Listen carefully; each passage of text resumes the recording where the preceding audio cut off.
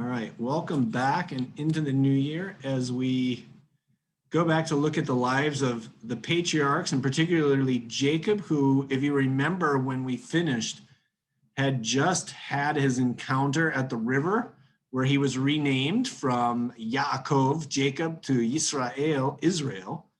And he was right at that point where he's about to cross back into the land as he crossed the river. And knowing Esau would be there. And remember, Esau said, the next time I see you, I will kill you. And so today, this was like a great break. It was like one of those dramatic Netflix series where it's like, oh, you got to get to the next one, but we had a 2-week hiatus. So on to Genesis. Can everyone see my screen? All right. Now Jacob looked up and saw Esau coming and 400 men with him. So he divided the children among Leah and Rachel and the 2 maids. He put the maids with their children in front, then Leah with her children, and Rachel and Joseph last of all. He himself went on ahead of them, bowing himself to the ground 7 times until he came near his brother. Now, right in this, again, he's trying to protect his family. But you can see, we always talk about there should be no favoritism in a family. He clearly showed some favoritism. And like, if you were closer to the front, that wasn't a good sign of the standing in your father's eyes. Which, by the way, as we transition into the Joseph story, right, we're going to see the ramifications of this. They probably brought this up later on. You were the guy in the back. But Esau ran to meet him and embraced him and fell on his neck and kissed him, and they wept. When Esau looked up and saw the women and children, he said, "Who are these with you?" Jacob said, "The children whom God has graciously given your servant." When the maids drew near, they and their children and bowed down. Leah likewise and her children drew near and bowed down. And finally, Joseph and Rachel drew near, and they bowed down. Esau said, "What do you mean by all this company that I meet?" Jacob answered, "To find favor with my Lord." But Esau said, "I have enough, my brother. Keep what you have for yourself." Jacob said, "No, please, if I find favor with you, then accept my present from my hand. For truly to see your face is like seeing the face of God, since you have received me with such favor. Please accept my gift that is brought to you, because God has dealt graciously with me, and because I have everything I want." So he urged him, and he took it. Now it's really interesting here, right? He's trying to make amends with his brother. He's trying to assuage the anger that he assumes is still there. And this line here, and this is what has caused some people in their interpretation of the chapter earlier to say, is he wrestling with Esau? Because he says the same thing. Remember, he sees the sun rising, he wrestles the man, and then he says, "I saw the face of God." So they name it Penuel. And then when he sees him, he says, "To see your face is like seeing the face of God, since you have received me with such favor." I don't know that makes a good enough argument to say somehow Esau got there, they wrestled, came back, and he is going to see him again. But clearly, this author is linking these 2 accounts, even if it's just to say, and I don't know if it's about power, if it's about graciousness, if it's about just the power of the moment, but that he compares the wrestling with God and seeing the face of God with seeing Esau. Then Esau said, "Let us journey on our way, and I will go alongside you." Now here it's interesting to me because I think for Jacob, he's scared to death of this guy, and he's scared it's going to go badly. And now there's like the denouement, and it's like, okay, it's going to be okay. He's not going to kill me and my whole family. And then Esau said, "Let's journey on our way, and I will go alongside you." But Jacob said to him, "My Lord knows that the children are frail, and that the flocks and herds which are nursing are a care to me. And if they are overdriven for one day, all the flocks will die. Let my Lord pass on ahead of his servant, and I will lead on slowly according to the pace of the cattle that are before me, and according to the pace of the children, until I come to my Lord in Seir. Right? It almost seems like he's going, no, you're good. Just go on ahead. Let me be. And no, let me stay and help you. So Esau said, let me leave with you some of the people who are with me. But he said, why should my Lord be so kind to me? So Esau returned that day on his way to Seir. But Jacob journeyed to Sukkot and built himself a house and made booths for his cattle. Therefore, the place is called Sukkot. So it says almost like, no, please go. I can go at my own pace. No, let me keep guys to help you. No, let them go too. Because Jacob just wants to be clear of this, right? He wants to be on his own. He wants his brother and his entourage to move on. And Jacob comes to his own place. This is a word play. It's called Sukkot, which means booths. And so he builds for himself there a house and booths for his cattle. And that's why it says it names it Sukkot. Sukkot, this place gets named a few times in the book of Judges. It is on the other side of the Jordan River. So it'd be in what is currently Jordan. But again, remember, some of the Israelite territory was on the Jordan side of the river. So he crosses the Jabbok, but he has not crossed over the Jordan River at this point. Okay. And then to close out this chapter, it says, Jacob then came safely to the city of Shechem, which is in the land of Canaan, on his way from Padan Aram.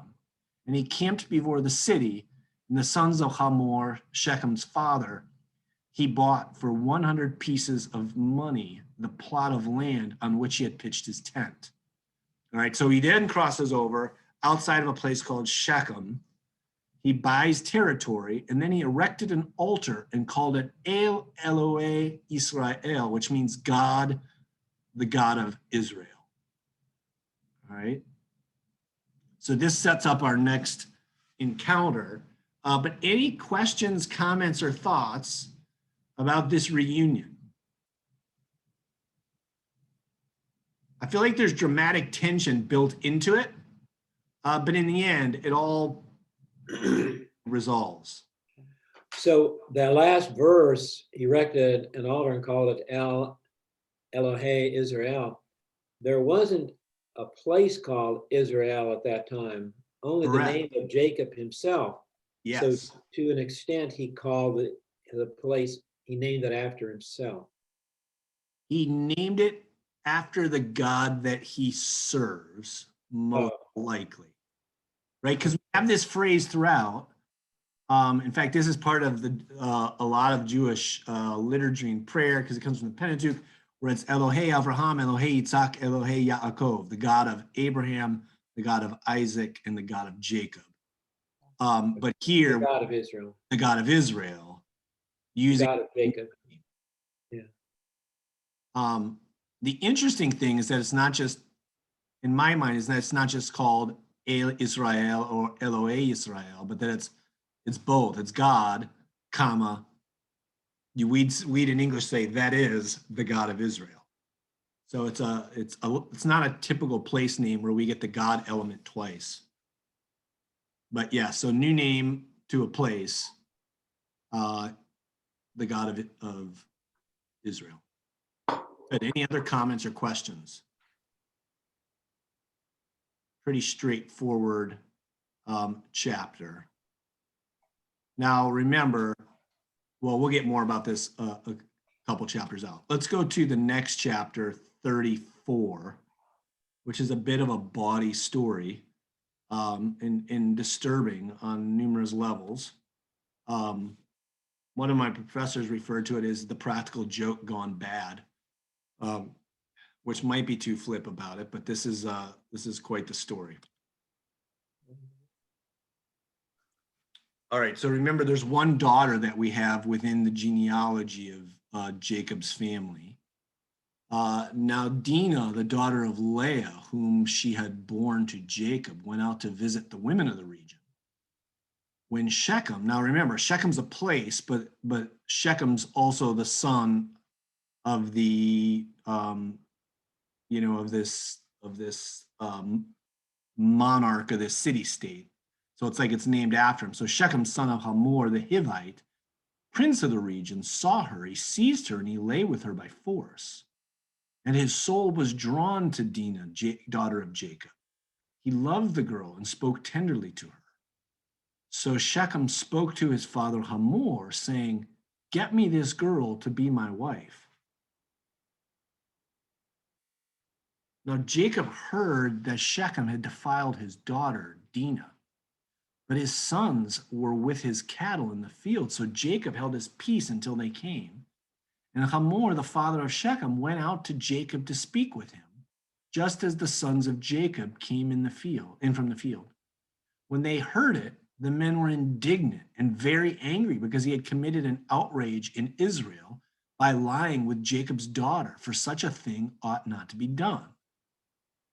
But Hamor spoke with them, saying, "The heart of my son Shechem longs for your daughter. Please give her to him in marriage. Make marriages with us. Give your daughters to us, and take our daughters for yourselves. You shall live with us, and the land shall be open to you. Live and trade in it, and get property in it."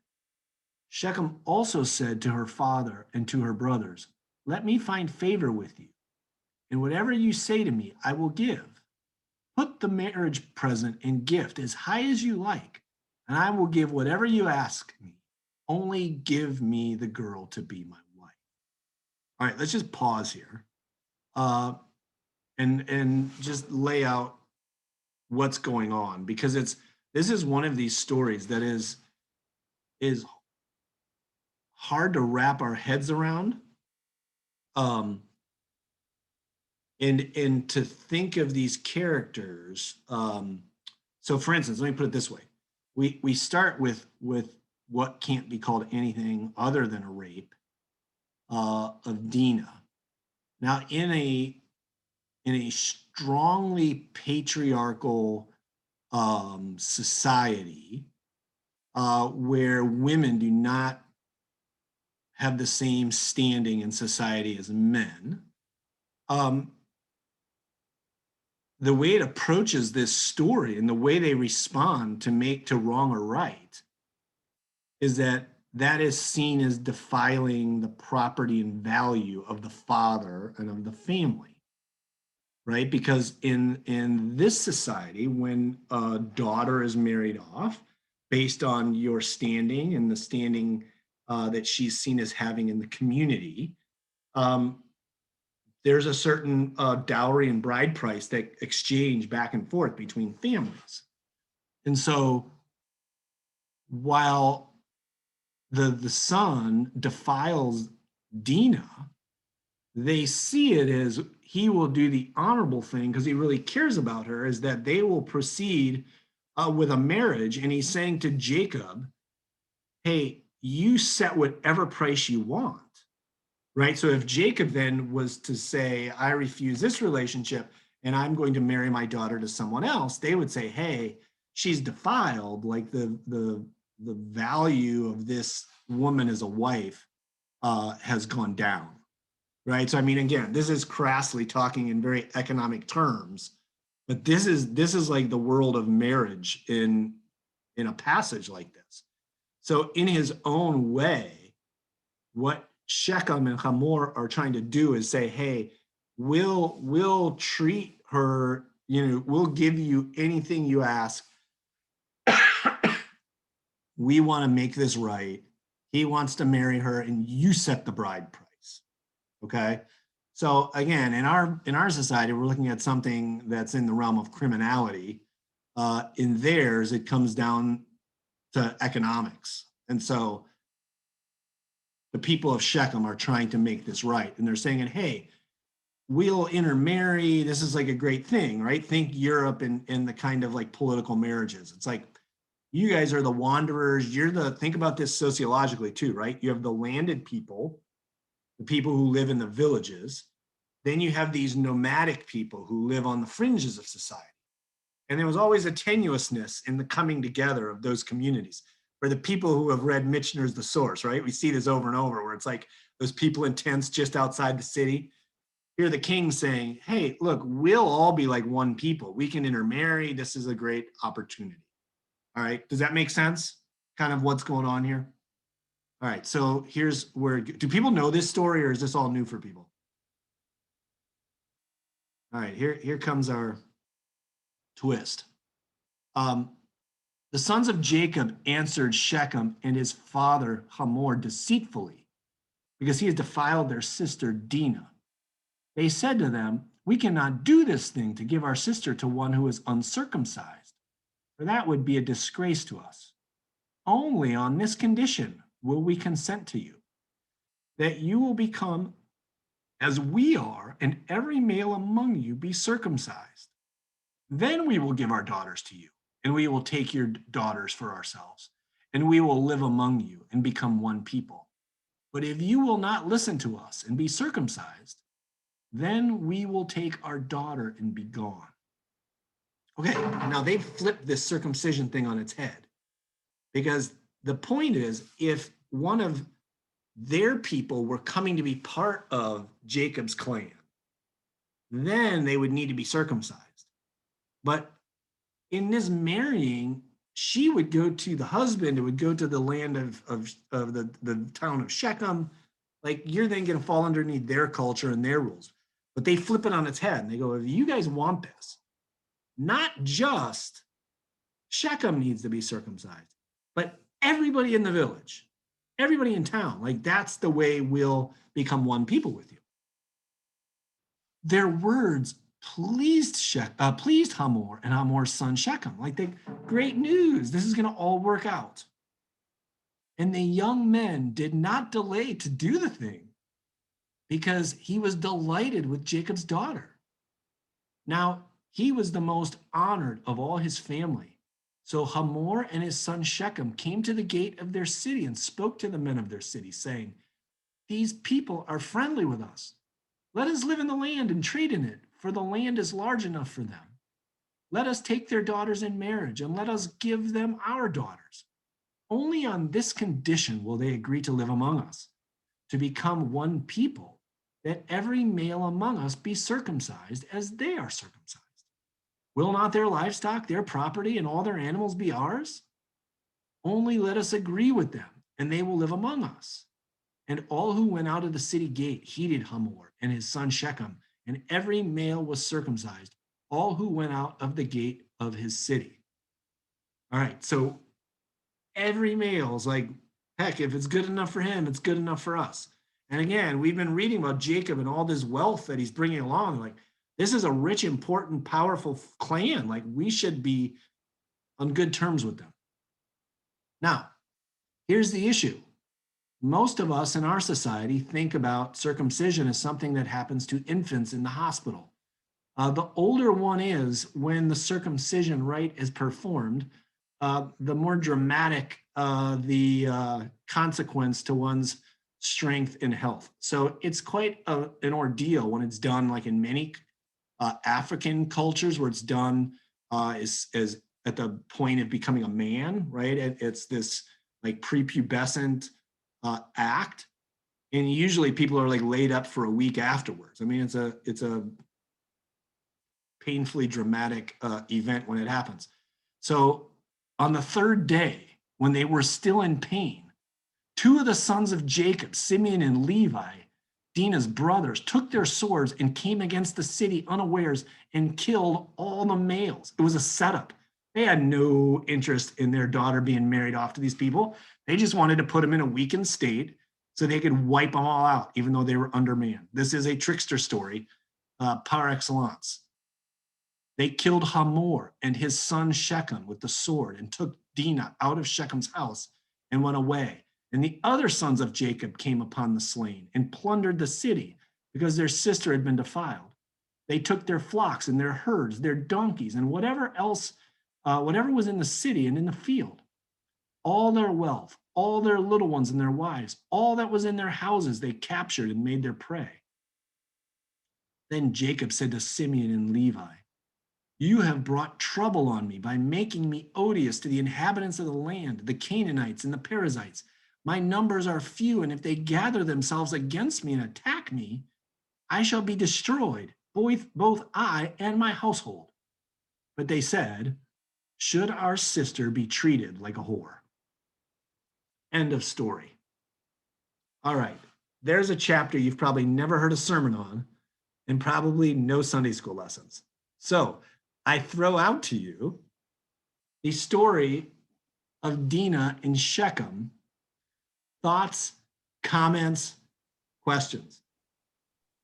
Well, the interesting thing to me, which I'd never picked up on before, was that it looks like Jacob had nothing to do with it. I always thought he was probably the mover.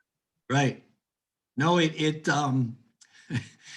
one of those stories where it's like the kids sometimes take after the parents. They become tricksters in their own right, but he's got nothing to do with this one. And the interesting thing is, and it's a bit of a conversation, is it about the moral, that he felt like this was a terrible thing to do to them? Or was it only that it made him be in bad standing in the land, that he thought it might get them attacked by someone else? Was it just a bad political move? Or did he morally feel like this was an inappropriate thing to do to the city of Shechem? I think it's only political. Yeah. Yeah, He that's what it feels doesn't like. care otherwise. Yeah, you don't know that how's it go that the leopard changes its spots? It after all these, this is always a discussion though, and we can talk about it as we move from here to the end of the book. When Jacob has this experience and he wrestles at the river and he gets a new name, do we see a new and different Jacob, or is he just the same guy with a different name that he's not always called? That's interesting as well, right? Sometimes he's called Jacob and sometimes he's called Israel. And is that significant or not? Again, different commentators argue that he's called one thing in some settings, or when he shows certain characteristics, he's called something else when not, or is it random? This story, he keeps being called Jacob again. But has he changed? And we'll try to decide that by the time we get to the end of the book. Is Jacob a different person, or is he just got a new name? Other thoughts? Yeah, I was thinking, as we heard this story, all I could think about is the Hatfields and the McCoys. Yeah. And, so which is on the right side? And it looks to me like there's enough blame to go around. Right. So they started killing each other, and all I can picture is 80 more years of the same stuff with different names. Right. Now it's interesting because on the one hand, Jacob's sons would say, no, that won't happen because we killed them all. And then we absorbed the rest of them. But to your point, Bill, this is also a foreshadowing of generations later when the Israelites come back to the land, right? Like this is kind of the story of the conquest, like a precursor of coming in and demolishing, right, the villages and the cities, states of the Canaanites who are in possession of it. And again, in the overall picture of the Bible story, right, it's about their wickedness and about their sin. And so God is spewing them out of the land for the Israelites to take. Here it's seen to be done not under God's direction. It's done under the anger and offense taken by Jacob's sons. And I will tell you, this very account is going to come up again with consequences in the book of Genesis. So we'll keep our eyes out for it. Any other thoughts? I just wish we had more insight on what Dinah thought about all this. I know, and I always get a kick out of Bible, and very few of them, of course, work this story in, but there is one that does. And I can't remember, is it back when the TNT Turner was making all those Bible movies? But in it, she was upset because it's like she kind of, people have argued about the relationship between Dinah and in Shechem. Now, again, in translation, when the heading starts with the rape of Dinah, it sets a certain frame of mind, right? Where we now see this as an attack, which is forcefully, right? Takes her by force. But then we get all of these terms about how much he loves her and he wants to do anything for her. And in one of the movies I've seen, when the brothers come to the door in the middle of the night and there she is, she's angry with them. This is like her husband now. She's acclimated into this new culture. But again, this is one of those cases. And again, I mentioned last time the red tent. We're really not getting female voices in these stories, right? It's being told from a certain perspective, male one. And so you ask a good question. Well, it makes me think of, you still hear about some of these women in certain parts of the world who end up falling in love with a man who's unacceptable to their family, and then a member of her own family does an honor killing. Right. Except it's usually her who gets killed. Right. But yeah, a lot of issues it brings up. It is. It's a fascinating but troubling story for a modern reader.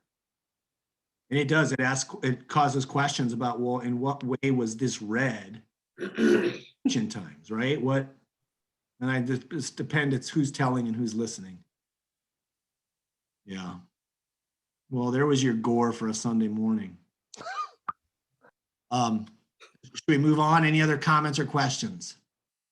Yeah, I was going to say it doesn't really say what Dina thought of this, but once again, all I could think about is some of those Hatfield girls, like some of those Hatfield McCoy boys, Yeah. and their feelings weren't really reported. The families kept on killing each other, but on an individual level, it was very different. Right. Well, also, don't forget the Stockholm syndrome, where somebody can be injured and then take up with like they do that with captive situations and choose a piece of property. Nobody cared what you thought back then. Right. Nobody Right. cared. Yeah. Right. Yeah, you're right. At some point, your hostage taker, right, becomes the person who cares for and protects you, and you shift your allegiance. And again, we're talking about a culture where when women were made into a family, they are switching and shifting their whole world, right? And they're expected to then kind of just learn how to acclimate and to become part of that world. So yeah, but to your point, we don't get her view at all. All right, let's jump to 35. Little less drama in this one. So God said to Jacob, arise, go up to Bethel and settle there. Now remember, when Jacob was leaving, Bethel was the place he went through that he said, hey, if I come back one day to this place, right, and you did all these things for me, then you'll be my God. And remember we talked about that. So God says, get up and go to Bethel and settle there. Make an altar there to the God who appeared to you when you fled from your brother Esau. So Jacob said to his household and to all who were with him, put away the foreign gods that are among you and purify yourselves and change your clothes.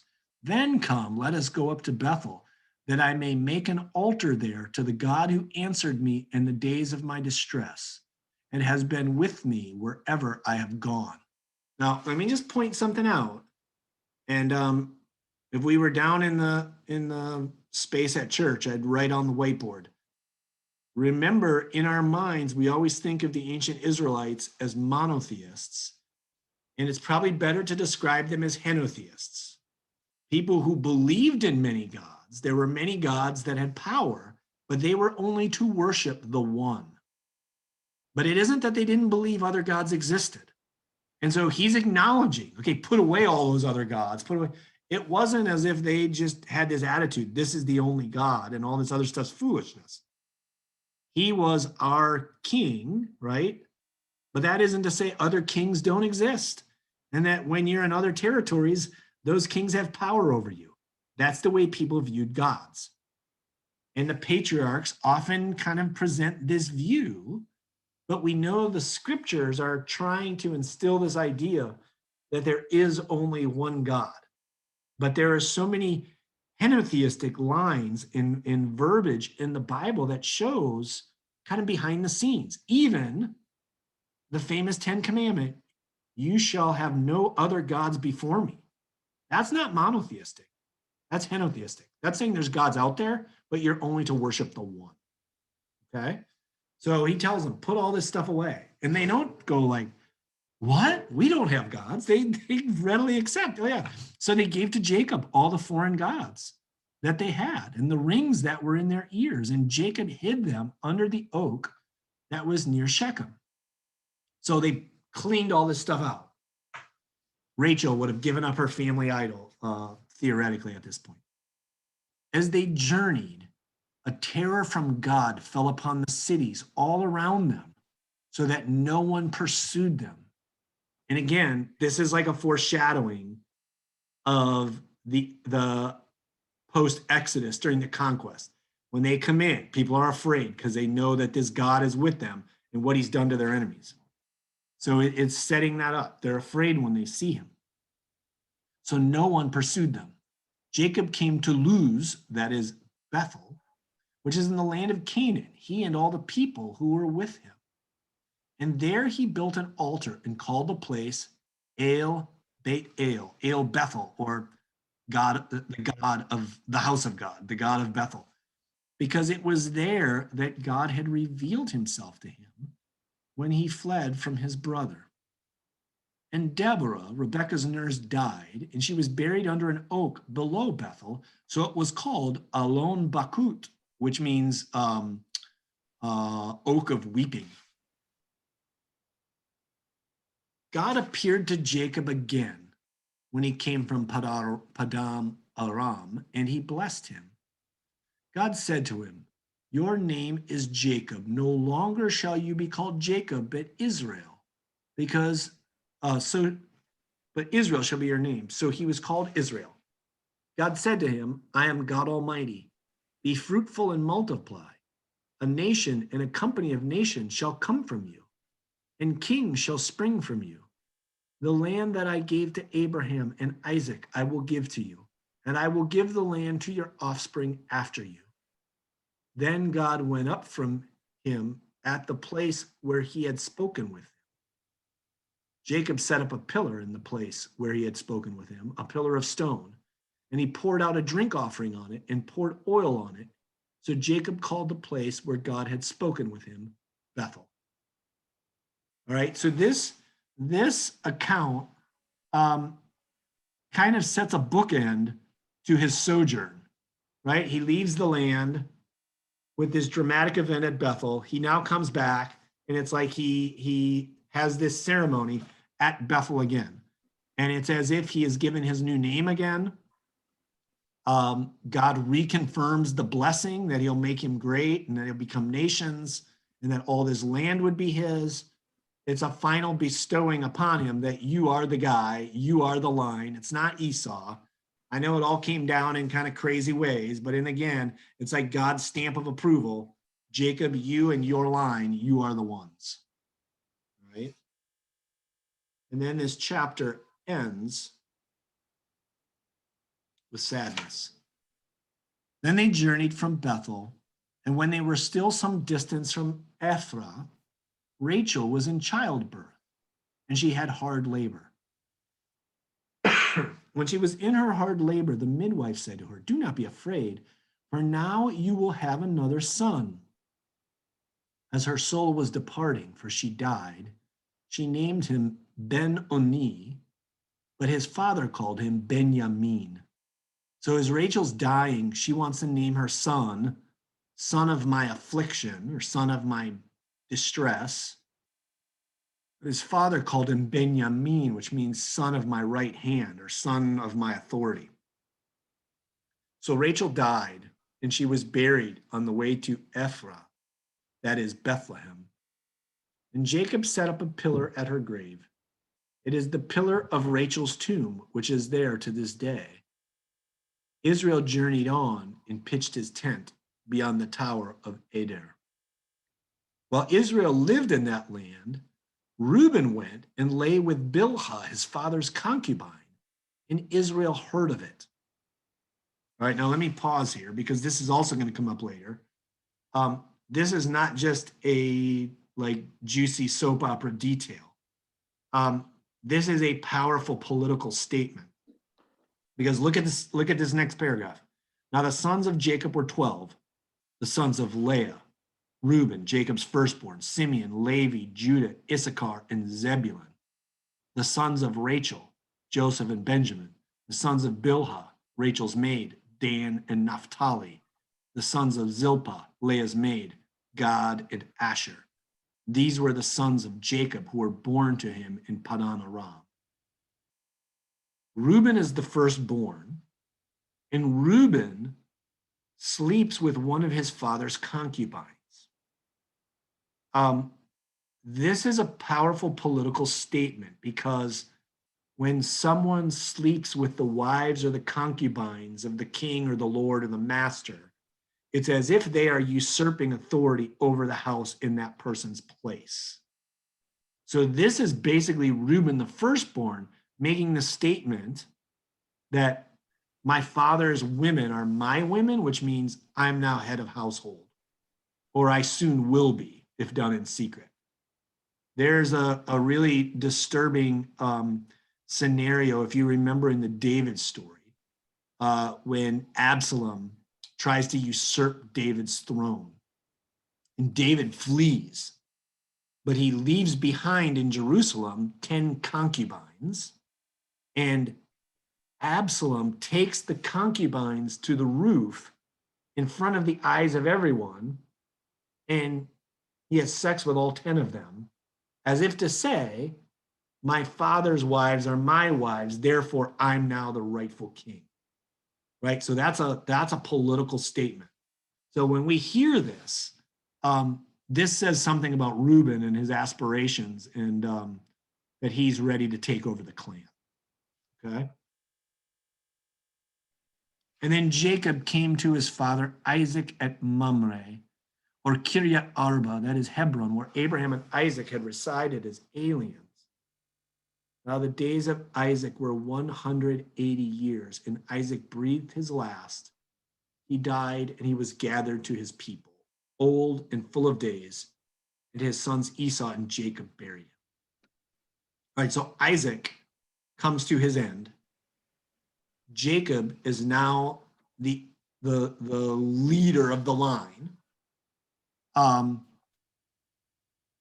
we're about to make a transition in the story. But before we do that, thoughts or comments on this chapter? How come they buried the earrings along with the idols? What's the significance there? Typically, and this is in the law code later. Again, this precedes the making of the laws. But in the laws, there was this idea that you would be, earrings would be related to whom you served. So servants and slaves would have earrings put in. And there's some thinking that there could be a religious undertone that related one's earrings to other deities or to other kind of religious ceremony. And so those things were all kind of brought together. I want to look some more at that, but usually that's where people go with that was seen as some kind of cultic items. And so it was like taking all that stuff away to bury it. Dean? Yeah. In the one paragraph where it says Reuben lay with the concubine and Israel heard of it, what does that mean, Israel heard of it? Is that just that it was the son's threat to the father or telling him that he was in charge now? Well, It sounds like there's no reaction from Israel or, yeah. And I think, well, we're going to hear about it and see it later. Oh. But yeah, and that you're right though, that's specifically talking about Jacob, not about the people broadly. But we will see that come up again later. So good to point that out. It's almost like he didn't want to create a scene right there. And why? That's a good question. Whether he felt like it was too great of a threat at that moment and he would just kind of harbor it as a secret. But yeah, he doesn't confront him in the moment, but he's going to later. Good question. Any others? I had a question when it talked about God told him to worship the God that appeared to him. That seemed like a weird way to say it. So again, it got into, sounds like there's two different gods here. Yeah. Yeah, this is a interesting aspect that different scholars read different ways. And I'm wrestling with how much to go into here. But in the ancient world, well, it's interesting because I think if you examined a place today like India, you would find something similar. I often, when I think about this henotheistic mindset that you have in ancient Israel during this patriarchal period, it would be like what you currently see in India. In India, every local village or shrine or town that you go to has its own temples and shrines and a tradition around the deity or deities connected to that location. And sometimes they're unique to that place, like some small level deity, or there's a certain way that like a major deity like Shiva would be worshiped in that town by that community with its own rites and traditions and stories around how they have experienced and interact and believe in and worship that deity. But it's like every little place would have their own way of thinking and religious tradition around that. And you probably have something similar to that in ancient Israel. But again, the way that we think about ancient Israel is from the time when the entire Torah and Hebrew scriptures come together with an overarching monotheistic mindset, with an overarching view that it's under a certain law code that sets and defines how religion should be thought of, and a certain prophetic interpretation of these are the ways to understand and interpret these texts. And then later rabbinic and religious traditions about how we interpret them all to be read together. But I think there was probably a day and age where if you went to Bethel and when they talked about the God of the patriarchs, the way they thought about him, the way they told the stories about him, and maybe the rituals they even carried out were slightly different. And that they would refer to this is the God of Bethel, right? Well, the people down the road would say, well, yeah, but we're the God of the gods of Israel. And it's like, we have these stories and these traditions. What the writer of scripture is doing is pulling all these different things together to become one unified narrative about God and his relationship to the people of Israel and of all Israel. But so where a book like Deuteronomy starts insisting there is only one place where you will worship this God, and there's only one place where you will make sacrifices, and there's only one place under the name of this God, that place is the temple in Jerusalem.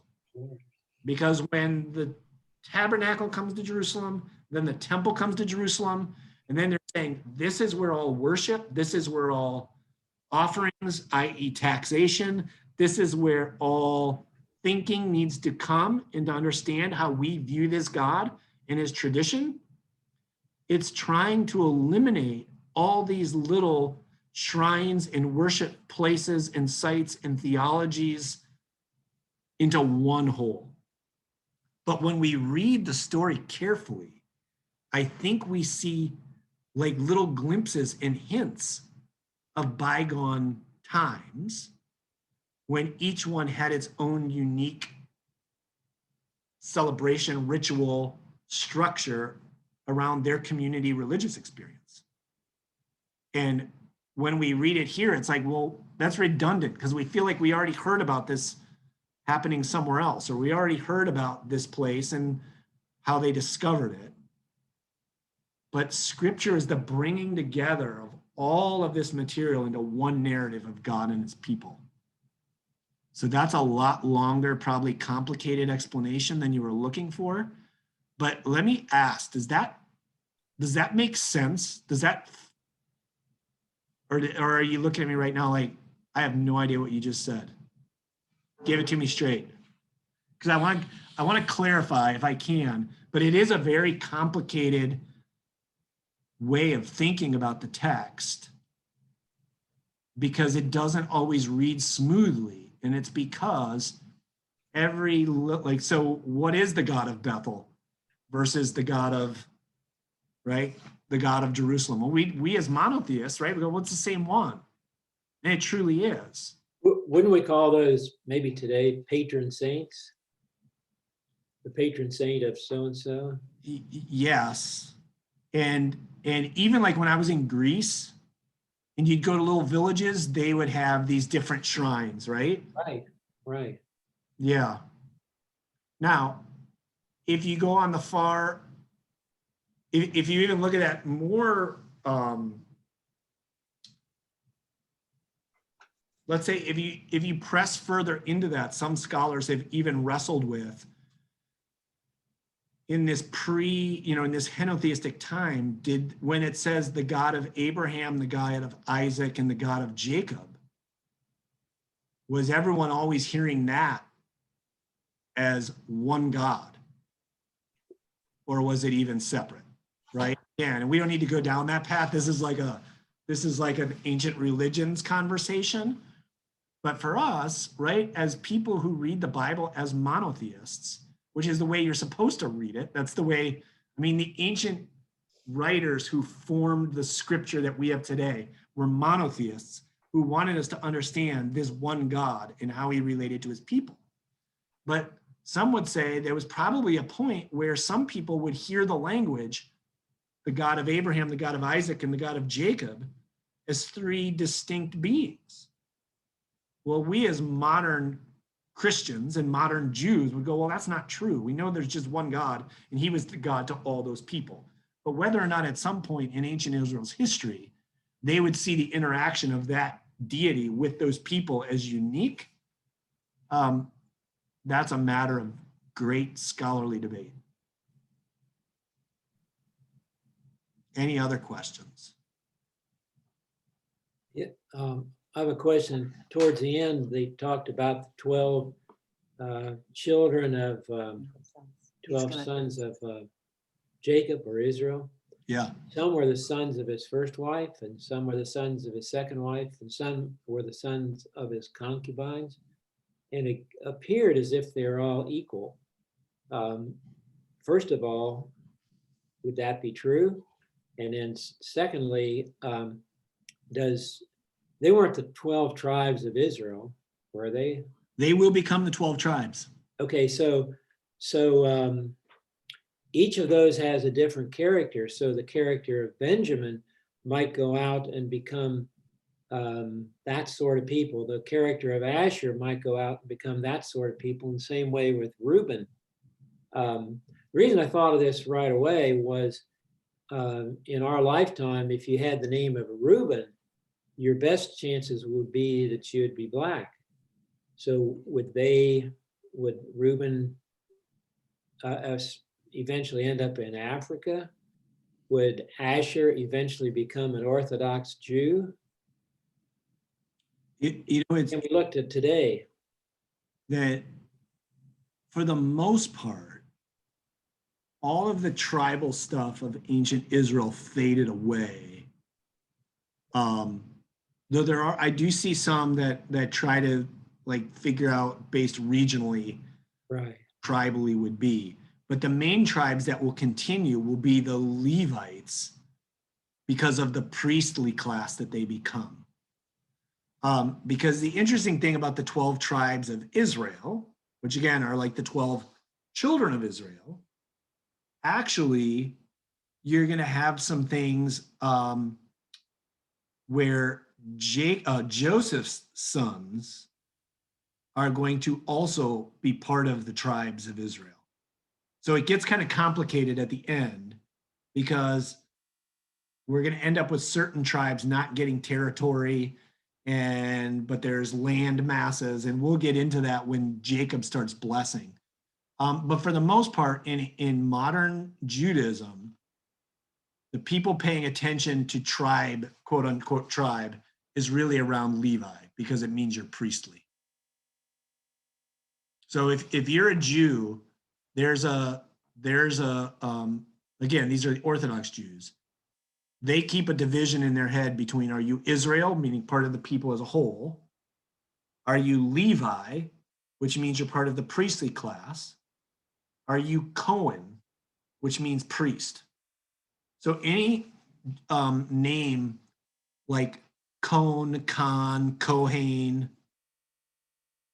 those, if you're Jewish, are related to the Hebrew word for priest. So if you're a Jewish person with the name Cohen, Khan, even Cain, they're all different manifestations that says you're part of a priestly class, which in the synagogue, in an Orthodox setting, you have certain rights and privileges if you're a Cohen or a Levi. But otherwise, most of the tribal stuff is faded. So what are these? Even today, they have certain rights and privileges, you said. Yeah. Like what?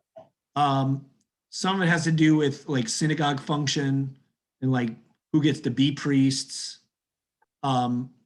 seating in a synagogue, sometimes in certain ultra Orthodox ones, like the people up front. That's like, but again, those are like the Haredim, the Hasidic, the ultra Orthodox Jews that, that's a big deal for. Yeah, because you're still priestly class. All right, let me just make one last reference and then we'll close. But let me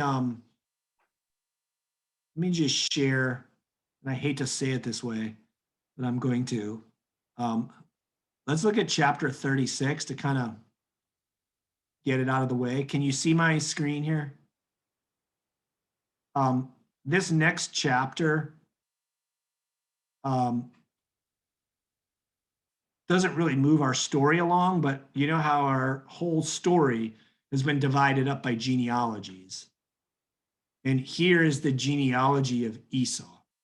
And again, we're not going to know any of these names because basically what he's telling us is about the sons of Esau who become the Edomites. All right. So a related nation, but enemy of Israel. So it gives us all Esau's sons. The one thing that's significant here in verse 6, then Esau took his wives and his sons and his daughters and all the members of his household, his cattle, all his livestock, and all the property he had acquired in the land of Canaan. And he moved to a land some distance from his brother, Jacob, for their possessions were too great for them to live together. The land where they were staying could not support them because of their livestock. So Esau settled in the hill country of Seir. Esau is Edom. So for those who went on to Jordan with me, when we go down to Petra, that would have been the territory of Edomites. And so there's a distance, a separation, which reminds us in some ways of Abraham and Lot, right? They had too much stuff, too much cattle, so they had to spread out. And then it just gives us all the descendants of Esau. It tells us all the clans that derive from them. It tells us of the monarchs here, the kings who reigned in Edom before any king reigned over Israel. So we get a little bit Edomite history here. But other than to say he left the region and we're no longer following this people group, that's what we get out of chapter 36, right? So next week, we will pick up with chapter 37, which is the beginning of the Joseph story. Now, again, the Joseph story is a narrative that we all know from the time we were kids in Sunday school. But my hope is, after looking carefully at the whole book of Genesis, we will see how this story is really a culmination, a fulfillment, a beautiful development throughout the story that we go, oh, all these things going on. We see the seeds of this. We see the themes working through. We see the outcomes that are predicted, and that we will have more, we'll see more beauty and power in the Joseph story than we had before. All right. Any last comments or questions? All right, let me pray for us. God, we thank you for your goodness. We thank you for your mercy. We thank you for the chance to come together in a new year to study, to learn, to grow. God, we thank you for your scriptures. We thank you for these stories, which even though difficult and troubling and hard to understand, we see this theme of you bringing divided brothers back together again in Jacob and Esau. We see the stories of how even as one is under dire circumstances, leaving his land, how the promises you make come to fruition. We see how even through difficult and hard things, you are with him, sustaining and at work, even when on the outside it might look chaotic and disorienting and without purpose or plan. So God, as we enter this new year, give us the faith to see, and the eyes to see, and the hearts to understand how in the midst of everything, you are at work in our lives, even when it's messy, even when it's complicated, even when it doesn't go the way we would have intended. Help us know that you are our God who is doing great things. God, I pray that you bless this day, and that you bless each one in this call. God, I pray that your will be done, and let us find peace and rest in this Sabbath. We pray in Christ's name. Amen. All right, everybody, have a great week, and look forward to seeing you all next week. Thank Thank you. you. Yeah. Thanks, Dean. Bye. Dean, does school start tomorrow? Back at it tomorrow. Is it remote or do you do in person? We're in person, but with the option of remote. So we probably have Okay. 5% of our kids remote. But yeah, Okay. coming back. We're hoping the governor holds to it with the vaccinations for teachers and school folks pretty quick. Right, right. That would be a big help. So Just get it out there. I know. I'll be in line if nobody else will. Yeah, I'm ready. Yeah, absolutely. All right. See you, everybody. Bye. Happy Bye. New Year. Happy Happy New New Year. Year.